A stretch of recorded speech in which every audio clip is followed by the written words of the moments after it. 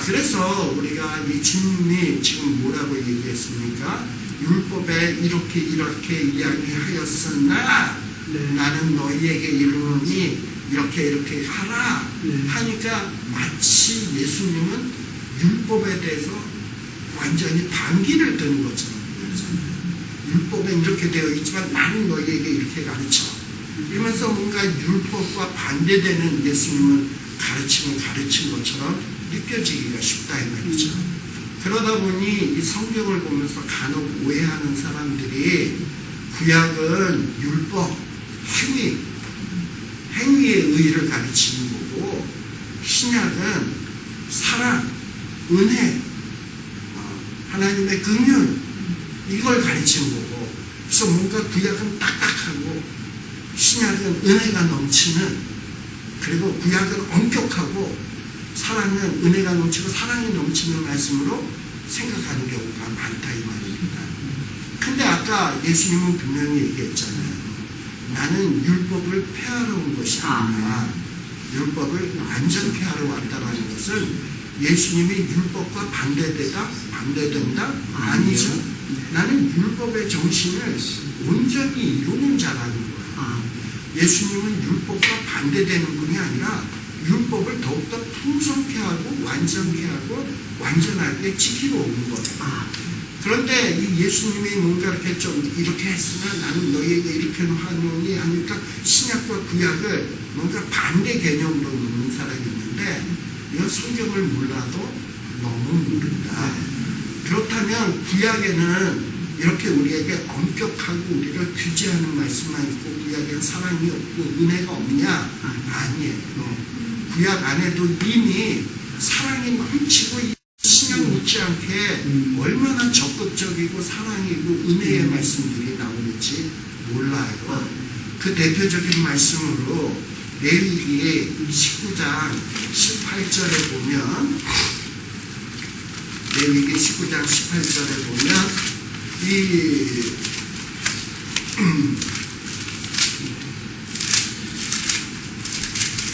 어떤 율법은 공의의 말씀으로 생각하기 쉽잖아.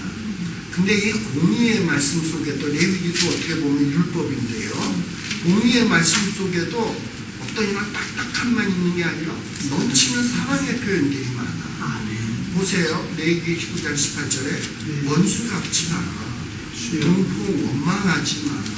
이웃 사랑하기를 어떻게 해라? 네 자신과 같이 하라. 그 주님이 인용한 말씀 아니에요. 그러니까 이미 구약의 율법 안에 이런 말씀이 있다라는 거예요. 또 잠언 한번 봅시다. 잠언 24장 28절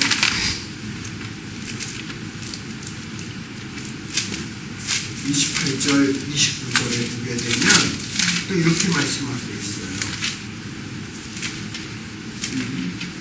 너는 까닭 없이 잠언 24장 28절 너는 까닭 없이 내 이웃을 쳐서 증인이 되지 말며 내 입술로 속이지 말지니라. 너는 그가 내게 행한 같이 나도 그에게 행하여 그가 행한 대로 그 사람에게 갚겠다 말하지 말지니라. 아멘. 우리가 보통 구약에 나오는 율법의 대표적인 사상이 뭐냐면 이는 이로 눈은 눈으로 네가 나한테 이렇게 해서 너는 똑같이 보상받아야 돼. 그래서 내가 똑같이 대해줘야 되잖아요. 아니 우리는 보통 어떻게 합니까? 이자까지 쳐서 하잖아. 아니면 갑절로 한다든지. 네. 근데 성경에서는 이미 구약에서도 뭐라고 얘기하냐면 그가 내게 행한 같이 나도 그에게 행하여 그가 행한 대로 그 사람에게 갚겠다 말하지 말라. 똑같이 되지 말라는 거예요. 네. 또 잠언 그 다음 장 25장도 보세요. 25장 21절 심지어 네 원수가 배고파하면 우리 원수에게 어떻게 해야 돼요? 원수니까 원수 갚아야지. 근데 성경에서 뭐라고 얘기하냐? 원수가 배고파해? 그럼 그거 잘됐다 센통이다 박수치고 좋아라 하지 말고 원수가 배고파하면 음식 먹여라. 목말라 하거든 물을 마시게 해라. 그리고 원수 갚는 건 누구에게 있는 거냐? 여호와께 있는 거다. 그러니까 여호와께서 원수 갚는 건 갚아줄 테니까 너는 원수가 목말라 하면 물 주고 배고파하면 음식 주라는 거야. 이게 얼마나 적극적인 벌써 차원적인 윤리고 우리의 행위의 법이니까 이미 구약 안에도 이미 이런 것들이 쫙 있었어.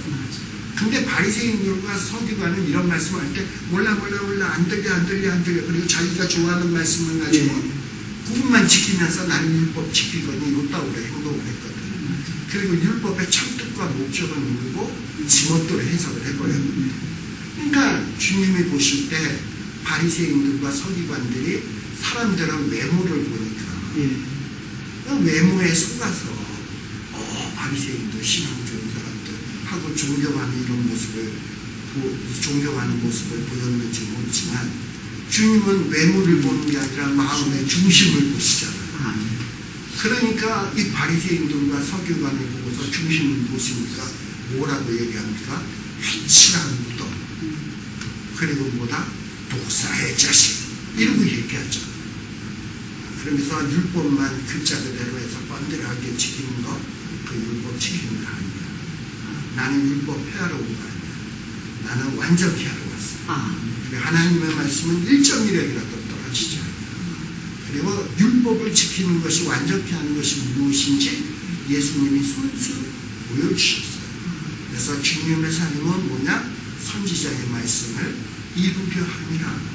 마지막 주님의 말씀도 임정시에 하신 말씀도 다 이루었다.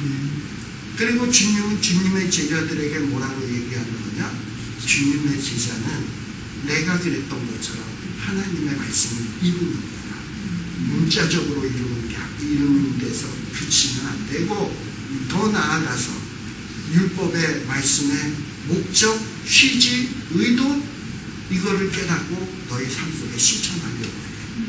그래야 바리새인과 서기관의 의보다 나은 거야.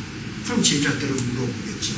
주님, 어떻게 우리가 그것을 이룰 수가 있습니까?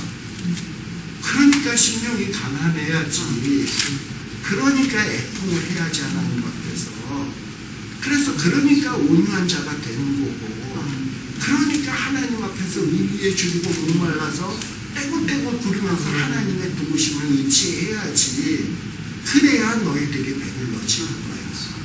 그래야 그 단계가 되어야 남을 긍휼히 여길 수 있고 또 화평케 할 수 있고 더욱더 청결해질 수 있고 더 나아가서는 의를 위하여 핍박을 받으면서 과거에 선지자들도 이렇게 핍박받았지 이러면서 기뻐하며 즐거워하는 단계까지 나아가면 그런 자들이 세상 속에 나아가서 그런 식의 삶의 모습을 본다면 얼마나 그게 소금내는 맛을 내는 삶이겠으며 어두움 속에 빛을 내는 삶이겠느냐. 그런 자는 절대 말 아래 두지 않냐고 등경 위에 둔다. 너희들이 지금 이런 삶을 살아야 된다. 이러면서 지금 주님이 쫙 지금 설교를 하고 있는 게 산산수훈이에요. 그러니까 이렇게 말씀을 들으니까 제자들이나 또는 나중에 무리들이나 이런 내용의 말씀을 듣다 보면 와, 저런 말씀은 과거에 율법사나 랍비나 제사장들이나 서기관 바리새인들에게 듣지 못했던 말씀인데 정말 주님의 말씀은 귀하고 놀랍구나 이러면서 나아가는 거예요. 그래서 이 산산수훈은 어떻게 보면 따닥따닥 끊어진 것 같은 느낌이 들지만 이건 절대 따닥따닥 끊어진 말씀이 아니다. 굉장히 밀접한 연관이 있는 말씀들이다 라는 거예요. 심지어는 우리 근데 시간이 몇 분인가? 많이 지났네. 여기 아예 그럼 요거 하고 끝냅시다. 네, 아멘. 25절에서부터 보게 되면 좀 이제 우리 아까 24절까지 봤죠.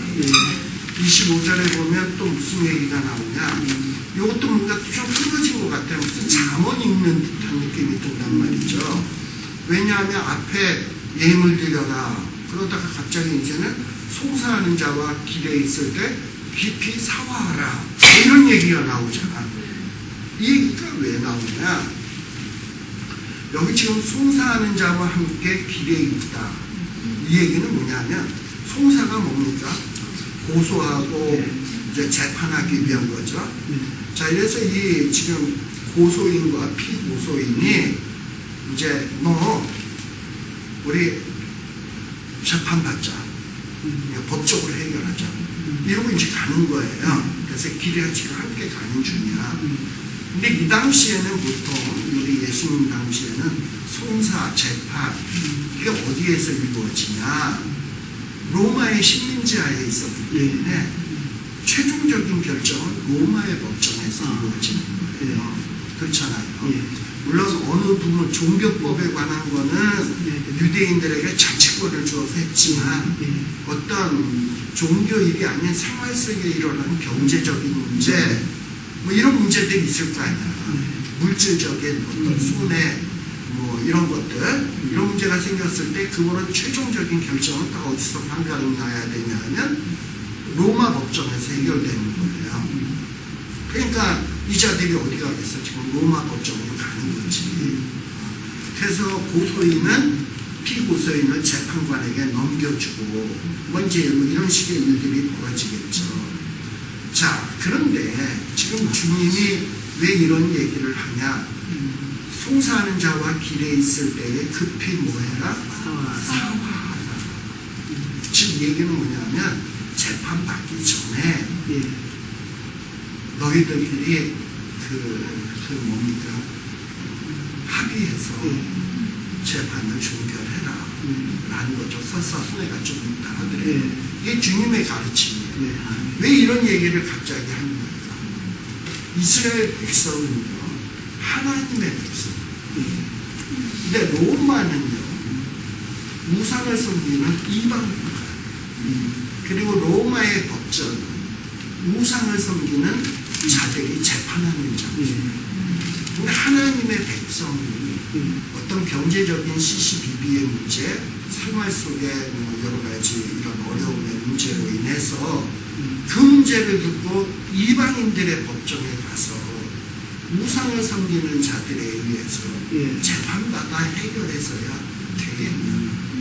그러니 너희들의 송사가 문제가 생겼다 하더라도 이 율법의 정신, 하나님의 백성은 세상에 빛이 되어야 될 자지 이방인들에게 시시비비의 문제를 갖고 가서 하나님의 백성들이 이런 시시한 문제 갖고서도 치고 박치게 하고 거품을 베어보는 것을 하고 조롱들어서야 되겠냐 이 얘기예요. 그러니까 정말 세상에서 소금의 맛을 내려면 손해봐도 화해하고 끝나는 게 낫다는 거예요. 그래서 지금 이 얘기를 하고 있는 겁니다. 또 27절에서부터는 또 뭡니까? 앞에서도 얘기했습니다만 간음에 대한 얘기잖아요. 근데 이 간음은 보통 뭘로 합니까? 음욕을 뭘로 품습니까? 보통 봐야 음욕을 품든지 말든지 알지. 그렇잖아요. 그러니까 눈하고 관련이 있어요. 눈을 자꾸 이상하게 여자를 보고 음욕을 품으면 그 눈알을 어떻게 해라? 빼버려라. 왜? 그 자꾸 가늠하는 눈 닫고 있다가 몸 전체가 지옥에 떨어진 것보다 그 눈깔 뽑아버리고 나머지 몸이 성에서 천국 들어가는 것이 낫다 이 얘기 아닙니까? 그렇죠? 그 다음에 도둑질은 뭘로 합니까? 손으로 하잖아. 그게 오른손잡이는 오른손으로 할 거 아니에요. 그럼 자꾸 도둑질하는 습관성이 있으면 손을 어떻게 해라?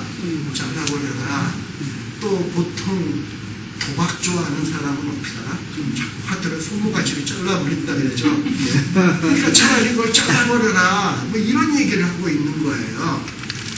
근데 잘 보세요. 사실 이런 음욕을 품는 거, 음욕을 품는 게 안 품어야지 한다고 안 품어지니까 그런 마음이 안 돼, 참아야 해. 옛날에 무슨 연령을 과부들이 이제 되면 뭐 연령을 세우잖아요. 근데 이제 사실은 연료도 아닌데 남편이 일찍 죽었단 말이야. 예. 근데 이제 그때 한번 가문이니까 연료문을 세워주기 위해서 이 여자를 재혼을 안 시키고 그냥 독방에다 가둬놓고 연료가 되게 하기 위해서. 근데 이 여자는 독방에 갇혀 있으면서 얼마나 속에서 음욕이 일어나고 별의별 생각이 다 나. 그 밤에 잠 못 이루고. 그러면 어떻게 해요? 바늘을 들고 참아야 해. 참아야 해. 뭐 이러잖아요. 그러니까 참는다고 참아지는 게 아니라 이 말이에요. 그래가지고 이 교국 가운데, 초대 교국 가운데 오리겐이라는 분이 있어요. 아마도 이 오리겐도 이 마음속에서 스물스물 올라오는 이 음욕으로 인해가지고 굉장히 갈등을 느꼈던 것 같아요. 그래가지고 일사는 스스로 어떻게 했는지 모르지만 스스로 고자를 만들었어요. 그럼 음욕이 이뤄도 고자가 됐으면 간음을 행할 수 없잖아. 실질적으로. 그래가지고 뭔가 자기가 칠계동을 지키기 위해서 고자가 되었다 이 말이에요. 그럼 고자가 됐다 하더라도 고자는 음욕 안 느끼나? 느끼면 그것도 간음인 거지. 그렇다고 해서 고자가 돼버리면 자기는 칠계명 지킨 건가? 아닐 수도 있는 거잖아요. 근데 아무튼 이렇게 극단적으로 이 계명을 지키기 위해서 고자가 되는 자도 있다 이 말이에요. 그리고 도둑질 안 하기 위해서 손모가지 잘라버리면 남의 물건 보고 탐내는 마음이 없어지나? 손모가지 잘랐다고? 그러면 도둑질하지 말라는 명령을 손모가지 잘라서 도둑질 못하면 지키는 건가? 그것도 아니잖아요. 그러니까 과연 손모가지 자르고 눈알 뽑는 거는 과연 이거는 하나님의 말씀을 제대로 지키는 건가? 뭐 이렇게 생각할 수 있어요. 자, 그러니 손모가지 자르고 눈알 뽑는다는 건 너무 말씀을 지키기 위한 극단적인 모습입니다. 그러나 또 어떤 사람들은 이런 얘기하는 사람이 있어요. 우리의 의가 바리새인과 서기관보다 나은 것은 우리는 예수 보혈의 피로 용서받아서 의롭다 여겨졌기 때문에 우리의 의가 바리새인의 의와 서기관의 의보다 낫다. 그러니까 우리는 회개만 하면 무조건 바리새인과 서기관의 의보다 더 나음을 이룰 수 있는 거다 라고 얘기하는 사람도 있다 이 말입니다. 과연 그럴까? 자, 그래가지고 이런 일이 있었대요. 한국에서 어떤 아버지가 집안에 일어나는 이제 여러 가지 경제적인 어려움 그리고 생활고 이런 것 때문에 살기가 너무 힘들었던 거예요. 근데 집안에 애들이 있고 와이프가 있고 근데 살기는 어렵고 이러니까 이제 어떤 짓거리를 했냐, 수면제를 타가지고 가족들에게 다 먹여서 죽여버렸어요. 근데 그게 자기는 안 죽었어. 그래가지고 그만 이 아버지가 잡힌 거야. 그래가지고 이제 경찰이 잡아다가 이 사람을 신문을 했겠죠. 야, 너 왜 우리 가족들에게 이렇게 약을 타서 먹여서 다 죽여버렸냐. 그랬더니 돈도 없고 사는 게 너무 힘들어서 지금 그렇게 했다. 그랬더니 그러면 그렇게 가족들을 다 죽였으면 왜 너는 자살 안 하고 너무 살아있냐. 그랬더니 자기는 기독교인이기 때문에 자살을 하면 안 된대. 그러면 너가 기독교인이면 넌 자살을 하면 죄니까 안 된다고 자살을 안 했다면 너는 살인죄는 지은 거 아니냐. 근데 그 살인죄는 회개해서 씻을 길이 있으니까 회개하면 죄 씻음 받으니까 그러니까 살인은 해도 되고 자살을 하면 자살하는 그 순간에는 회개할 수가 없는 거잖아요. 그러니까 회개하면 다 용서받을 수 있기 때문에 바리새인의 의와 서기관의 의보다도 더 나아질 수 있는 거니까 용서받을 수 있으니까 그런다는 거야. 말이 돼요, 이게? 말이 안 되죠. 그러면 우리가 지금 이거를 어떻게 보면 두 극단이에요. 율법을 행하기 위해서는 막 그냥 무조건 눈알도 뽑고 손모가지도 잘리고 고자가 된다. 율법을 지키기 위해서. 어차피 율법은 지켜 회개만 하면 돼. 무조건 회개를 하면 되는 거야. 그리고 율법 지키는 거에 대해서는 무시해도 된다. 이것도 하나의 극단인 거예요. 그럼 우리는 이 둘 사이에서 어떻게 해야 조화된 신앙을 가질 수 있냐, 이 문제를 생각을 해야 돼요. 자, 주님이 얘기하는 것은 뭐냐? 간음? 정말 이거는 눈으로 보통 간음을 행하는 거잖아요. 음용을 품으니까. 그러니까 이 간음은 정말 눈으로 간음을 행했다고 눈을 뽑을 만큼 이 간음은 무서운 결과가 기다리는 심각한 죄다라는 거예요. 그거 인식하라는 거예요.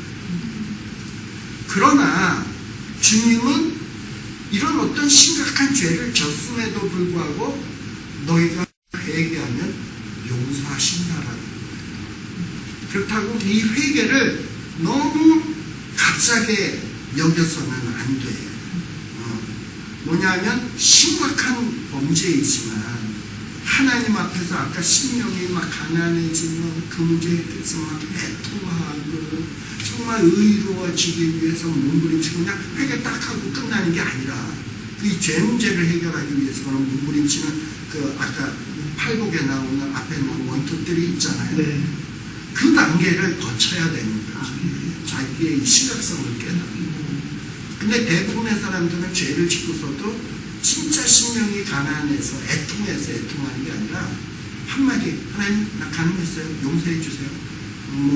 만일 우리가 우리 죄를 잡고 저는 믿고 위로 우상들도 모든 우리 위해서 그렇게 해주시다고 했지요. 나 가늠했다고 얘기했죠. 그러니까 용서해 줘야죠. 끝.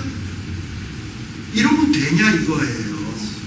아니다 이 말이에요. 정말 가늠이 내 눈을 뽑을 만큼 내 손을 자른 만큼 심각한 죄라는 것을 알고 그 앞에서 막 가난해지고 애통해지고 줄이고 목마를 정도로 떼고 구름이 있어야지 회개가 무슨 만능 열쇠처럼 그냥 그렇게 쉽게 넘어가는 이런 식으로 해서는 안 된다라는 거예요. 그렇게 해서 뭔가 심각한 범죄이지만 하나님 앞에 내어달림을 통해서 그 하나님이 그래 그렇게 회개했으면 됐어. 내가 너를 의롭다 하노라. 그러나 가서 더 이상 죄는 짓지 마라. 라는 거예요. 가늠한 여인이 그 유대인들에 의해서 끌려왔어요. 네. 그래서 돌로 쳐 죽이려고 막 그러고 있어요. 네. 그래서 예수님을 보고 이 여인을 어떻게 해야 됩니까? 그리고 이제 예수님을 골탕 먹이기 위해서 그랬어요. 그랬더니 예수님이 뭐라 그랬습니까? 죄 없는 자가 돌로 쳐라. 그러고서 했더니 가만히 자기 속들을 들여다보니까 돌로 칠 자신이 없으니까 다 돌아갔죠. 네. 해서 주님은 그 가늠한 여인을 뭐라 그랬습니까? 나도 너를 더 이상 정죄하지 않는다. 그러나 더 이상 죄 짓지 말라. 그래서 용서하고 돌려보냈어요. 주님이 그 가늠이라고 하는 죄가 별 볼 일 없는 죄라서 그랬던 건가요? 아니죠. 정말 그 죄는 돌에 맞아 죽을 만한 죄였어요. 그러나 주님이 용서하신 거예요.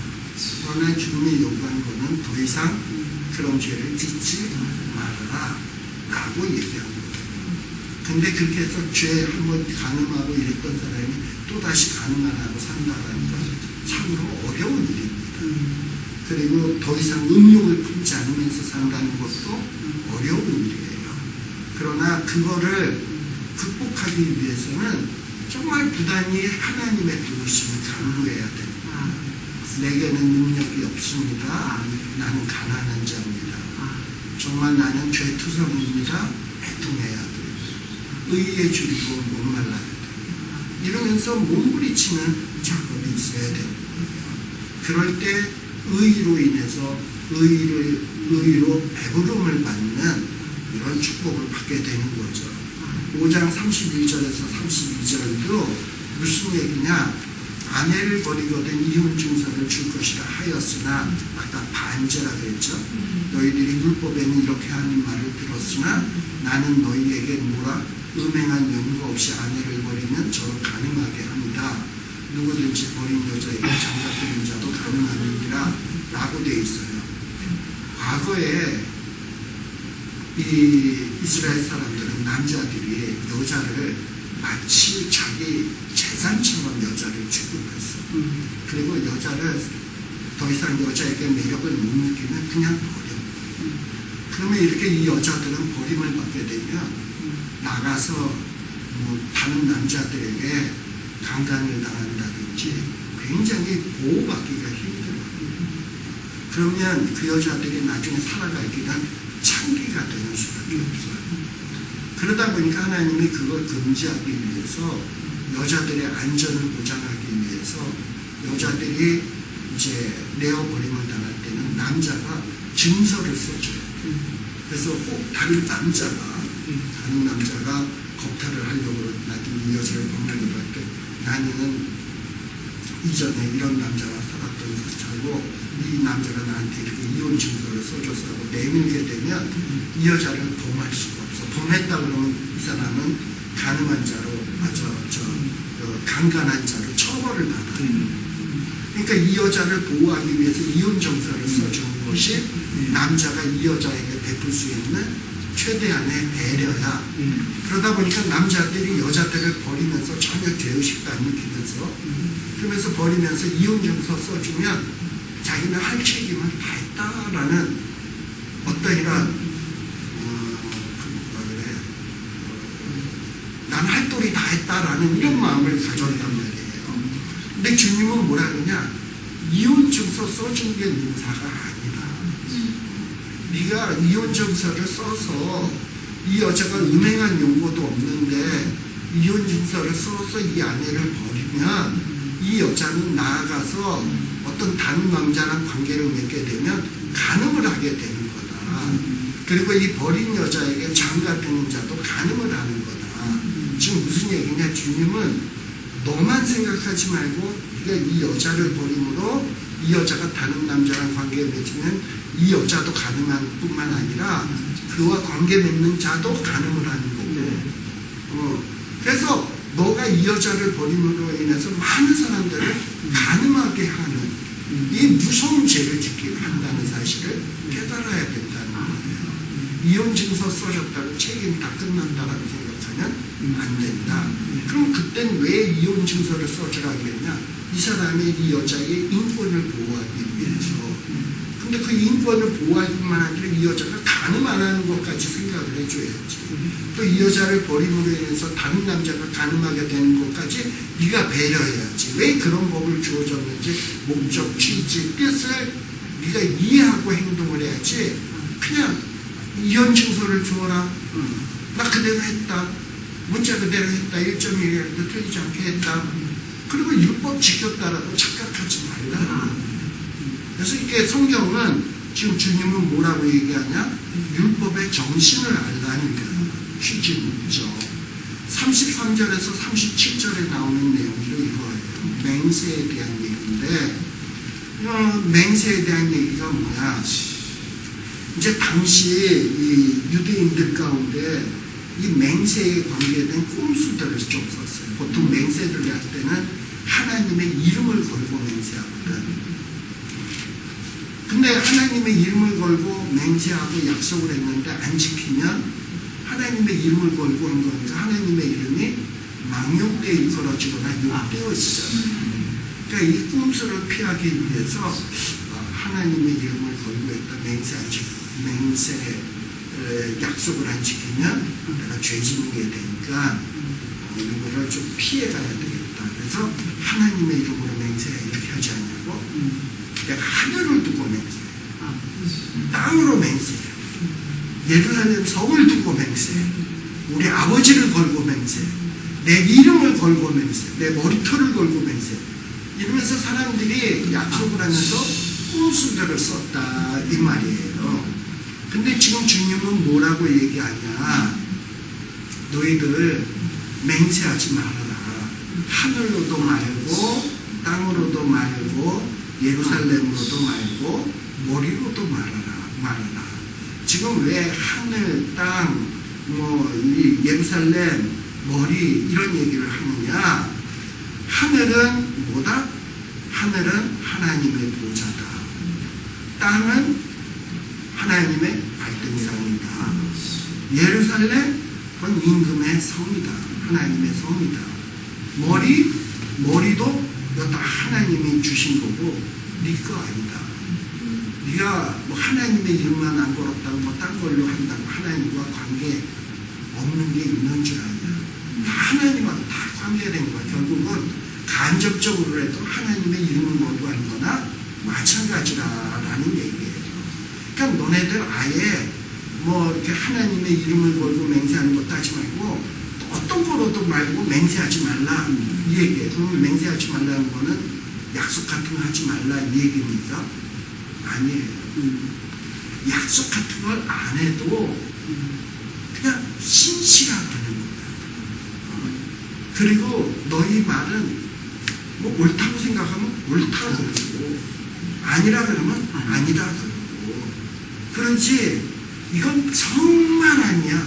참으로 아니야. 그래서 뭔가 참자 들어가는 것 치고 참 뭐 없어. 그렇죠? 진짜 참자, 순자 들어가는 것 치고 제대로 된 그런 게 없어요. 그냥 신자는 말을 했으면 그 말 자체가 주님이 말씀하시는 게 진리 그 자체였던 것처럼 주님의 제자들은 말을 했으면 굳이 누구의 이름을 걸고 맹세하지 않다 하더라도 그 말 자체가 진리여야 되고 그 말 자체가 신뢰감 있는 것이 되어야지 그냥 뭐 미사에 오고 누구 이름 걸고 보증인이 누구고 뭐 이렇게 갖다 붙이고 할 필요가 없다. 그 사람 자체가 그 주님의 제자 자체가 그냥 크레딧이어야 된다. 그런 자가 세상 속에 들어갈 때 그런 자가 소금이고 그리고 그런 자가 빛이 된다라는 겁니다. 또 5장 38절에서 42절에도 무슨 얘기냐? 여기에 보면 노는 눈으로 이는 이로 아까 얘기했죠? 네. 자, 오른뺨을 치면 왼뺨도 돌려내라 라는 겁니다. 자, 내가 오른뺨을 맞았어요. 내가 오른뺨이 여기죠? 상대방은 무슨 손으로 때렸을까? 내가 오른뺨을 때리면 상대방은 어느 쪽이 맞습니까?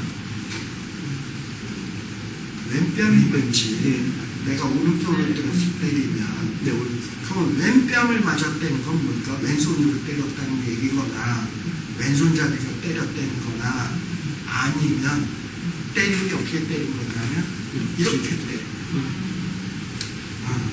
이렇게 때리는 게 모욕적일까요? 이렇게 때리는 게 이렇게 때리는 것이 모욕적입니다. 지금 여기서 보면 오른뺨을 맞았다. 그거는 굉장히 모욕적인 걸 맞은 거예요. 더러운 탁 맞은 거예요. 네. 그랬을 때는 뭐해라? 왼뺨도 돌려내라. 이게 어떻게 사람이 가능합니까? 또 송사하여 속옷을 가지는 자에게 겉옷을 준다. 이게 어떻게 가능합니까? 누가 너를 억지로 오리를 가자 하거든 심리를 가라. 특별히 억지로 오리를 가자라고 했을 때 심리를 가는 거는 이 당시에 어떤 이런 법이 있었어요. 로마의 군인들이 우리 보통 우리 한국에도 옛날에 보안사, 중앙정보부 뭐 이런 거 있었잖아요. 임의 동행이 되는 거죠.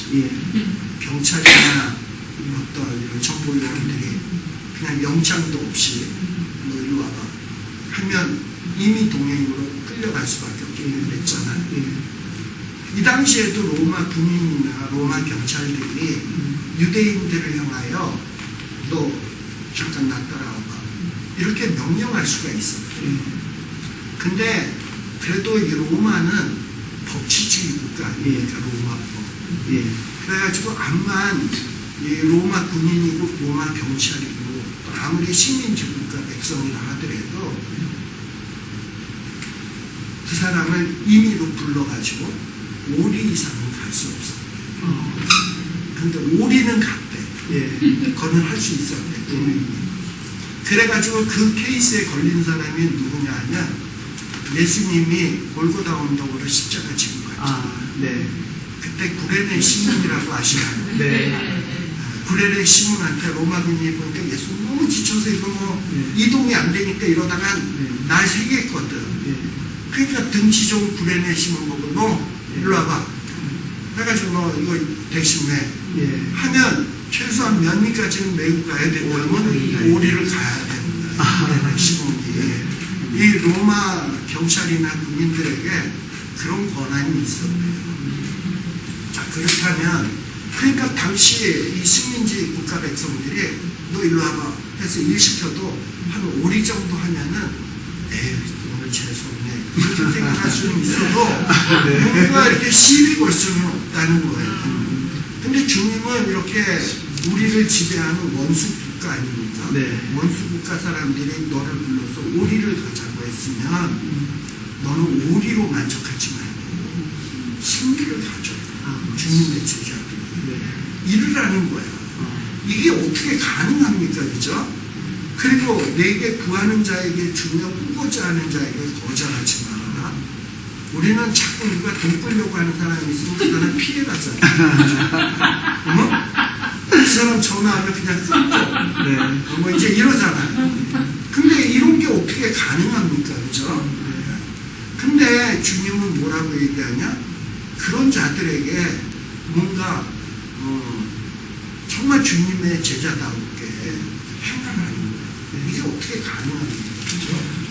또 5장 43절에서부터 48절까지 보게 되면 여기도 뭐냐면 이웃 사랑해라. 원수를 미워하라 하는 것을 들었으나 나는 너희에게 이를 원수 사랑하니. 그러니까 이웃만 사랑하는 게 아니라 원수까지 사랑해. 핍박하는 자를 위해 기도하고 이러라는 거예요. 이게 어떻게 가능합니까? 그러나 이같이 한즉 어떻게 된다? 하늘에 계신 너희 아버지의 뭐가 된다? 아들이 빛의 아들이 되는 거죠. 빛이 나는 자가 되는 거죠.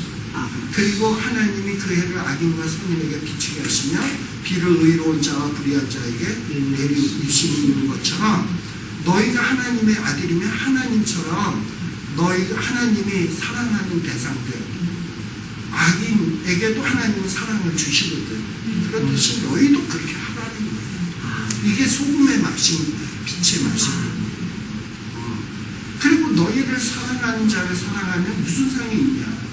뭐 세상에 세리도 그렇게 하는 것 아니냐? 너희가 너희 형제에게만 무난하면 남보다 더하는 게 뭐냐? 제자라면 세상에 어떤 소금이라면 다른 물질과 짜다라고 하는 특별한 맛이 있듯이 제자라면 뭔가 색다른 맛이 있어야 될 것 아니냐. 어두움에서 빛이 나면 뭔가 구별된 모습이 있어야 되는 것 아니냐. 그러면서 하나님이 온전하신 것처럼 너희도 온전해라 하는 거예요. 그러니 이게 얼마나 지키기 어려운 명령들입니까? 그런데 주님은 뭐냐면 난 율법 폐하는 것이 아니라 율법 완전히 하려고 율법은 1.1핵이라도 떨어지지 않냐는가 이러면서 이런 말씀을 하고 계십니다. 그리고 너희가 제자라면 너희도 나 같은 삶을 살아야 되지 않겠니? 어떻게 이게 가능합니까? 그러니까 88복으로 들어가서 그렇게 나오는 거예요. 그러면서 지금 이 8복에 나오는 모습은 주님의 제자들이 어떻게 살아야 되나 이거를 가르치고 있는 거예요. 어떻게 해야 소금이 되고 빛이 될 수 있나. 그리고 소금이 들어가는 곳은 달라져요. 맛이 달라지듯 빛이 들어간 곳은 모든 것이 제대로 분별할 수 있는 것이 되게 되는 거예요. 오늘날 세상이 왜 이렇게 엉망진창이 됐냐. 제자다운 제자가 없다는 거예요. 신자들이 제 역할을 감당 못하고 있다는 거예요. 이런 세상을 향해서 주님은 지금 이런 어떤 산상수훈에서 이런 가르침을 가르치고 있다. 그래서 산상수훈을 낱낱이 떨어져 있는 하나의 자문처럼 좋은 말씀들의 모음집이 아니라 이거는 제자도라는 큰 틀 안에서 어떻게 해야 이것이 가능한가? 주님이 가르치신 가르침이라는 것을 잘 살피고 이해했으면 좋겠습니다.